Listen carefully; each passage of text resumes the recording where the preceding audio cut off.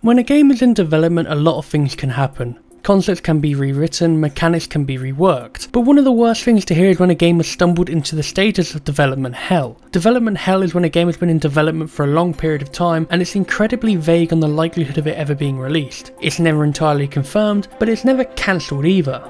The cause of a game being stuck in development hell is due to various issues. A game could change developers due to disagreements between the companies or the lack of product by a deadline. The engine the game was originally designed for was just not good enough, or the game could be too ambitious for its own good. There's a lot of games out there that fall subject to development hell, and while sometimes games do finally make it out to the other end, a majority of the time these games can just fall flat upon release. And out of all the games out there that have suffered all of these problems, one game fits nicely into every single YouTuber's example, which is Duke Nukem Forever.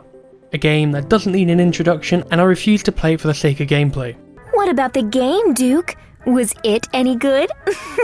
Yeah, but after 12 fucking years, it should be. Now, the problem with a game being in development hell for so long is that it just ends up becoming a make or break situation, since developing games isn't cheap, and when you're working on a game for too long, the revenue target increases, and it can increase by a lot depending on how long the game is worked on. Times can change, games can improve and introduce new things, and it ends up becoming a continuous battle to try and play a game of catch up. Now, I mention this because a game franchise I'm rather fond of has been in a bit of a development limbo, since it's jumped around from developer to developer with no real information provided. And since the game's announcement, the zombie genre has expanded a lot more recently, and a lot of games fill this hole.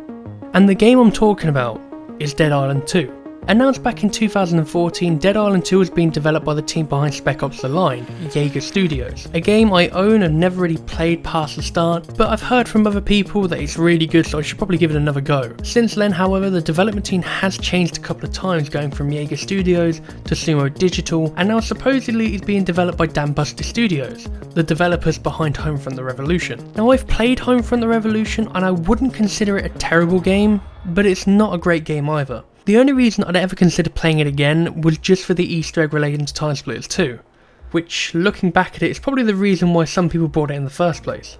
As for the progress on Dambuster's version of Dead Island 2, well, not a lot is known about the version they're working on. In fact, I've managed to gather all the information we know right now to show you. And you better be ready, because there's a lot to take in. Dead Island 2, still being worked on. Stay tuned. Yep, that is all we know. I'm not joking. As for when Yager were working on the game, we had a lot more to go by. Gameplay was shown, and at one point it did actually look quite fun, but obviously with the change of developers over and over, the gameplay shown back then has been considered scrapped entirely. And Dambuster Studio is supposedly working on a new version of Dead Island 2, and if not, what the hell is taking so long? And that brings me on to the subject of this video. Recently somehow, and I'm not sure where from, a build of Yager's version of Dead Island 2 was leaked online. And when I say a build, I don't mean some assets and a string of code, I actually mean a playable build of Dead Island 2. And that is exactly what you're looking at right now. Gameplay of Dead Island 2, recorded recently by me. Now, I'm not going to provide the source of the leak since I'd like to keep my backside intact, and you know, Google's a thing, but after playing around with the build, I thought I'd share my opinion on Yager's interpretation of Dead Island 2. And honestly, it's quite disappointing. Not because it's bad, more because we'll never see a finished version of this game. But at least with this build we get a better idea of what Yager wanted to do with Dead Island. And even if you go from the trailer alone, it's very clear that they wanted to take a more comical approach, unlike the original Dead Island, which took itself far too seriously. If you don't believe me, go and watch both announcement trailers back to back and you'll see what I mean.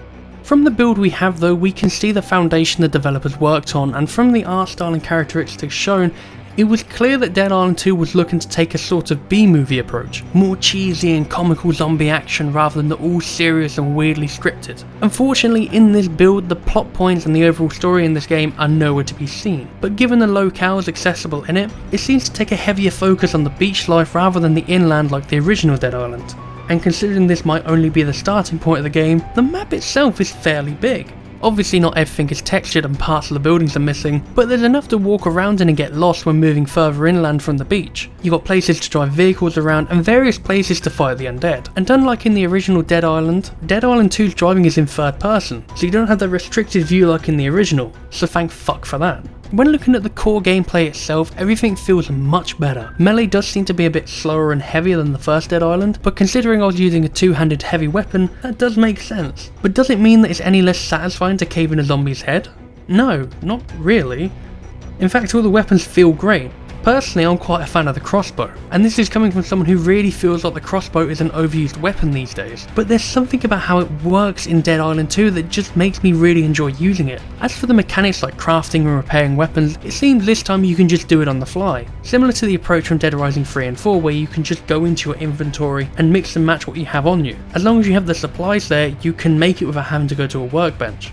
While the story isn't in this build whatsoever, the build does include a few main quests, some side quests, and even some event missions that will pop up from time to time. A majority of this game has a setup like the original. You'll find people in safe areas who require help looking for survivors, finding items or killing infected, but every now and then you'll find an event that will appear. It will require you to do some certain objectives within a specified amount of time. The objectives I saw when playing the build were destroying cars on the pier for some reason, or collecting quite a bit of medicine. And once you've hit the target, the quest just ends. You don't have to rush back to the safe house. And instead you'll get a little pop-up saying the quest is complete and any rewards will be sent straight to your inventory. As for the characters in Dead Island 2, each is fully playable and have their own special abilities. Two characters I played with did in fact have slightly altered versions of the rage ability from the first game, one being super strong punches and the other being a pistol that does a high amount of damage, and the third character I played had akimbo shotguns. I think due to it being a test build, these rage abilities were super easy to charge up, only requiring a couple of hits on an infected, but all of them seemed pretty responsive and fun. Also with the test build, the skill tree was pretty much functional. All the skills exist in the game and follows a similar setup to the original, each character having a slightly altered skill tree to benefit that character's focus, and each character in this build starts with several skills pre-applied due to it being around level 20 from creation. Obviously I don't have every single skill since leveling up in this build takes a bit of time, but from what I've seen it works as intended and that's good enough for me. Something I'm actually quite surprised by is that this runs a lot better than I expected. I'm assuming because the NPCs don't have models and there's a lot of placeholder assets scattered around the map, this is more of an alpha build of the game rather than a beta. The game not only runs smoothly but graphically for the areas that are fully textured, the game looks great. One thing I did notice with this build however is that the mouse and keyboard support isn't perfect. I'd recommend if you do get your hands on this build, play it with a controller since a lot of the menus aren't set up correctly for mouse input and it becomes a bit finicky to work with, but besides that the standard gameplay does work fine. Overall though, considering this build feels a lot more like a sandbox than an early version of a full game, all the core components for a Dead Island game are there, and honestly I think this could have been better than the original. It's a real shame that Yager would drop from the development of Dead Island 2. Since I'd still love to see this game finished. Dead Island to me always felt like a first person version of Dead Rising, and I think Yagers saw that too, and they really wanted to make the most of that.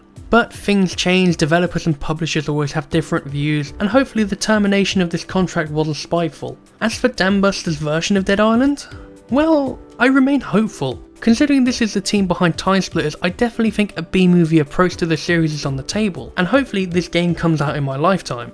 I never expected that we'd see more of Dead Island 2, but I'm glad we did. I think it's important that an unfinished product is shown off in one way or another. It's good for developers to show off what they worked on, especially when they're proud of it.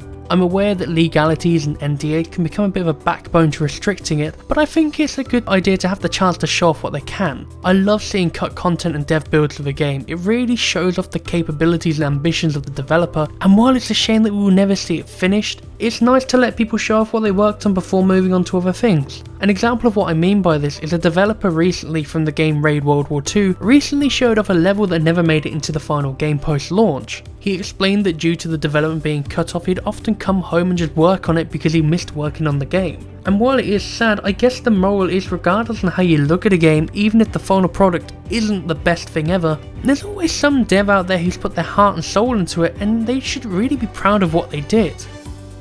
Unless it's like, you know, stealing assets from the Unity store and putting that on Steam like most games these days.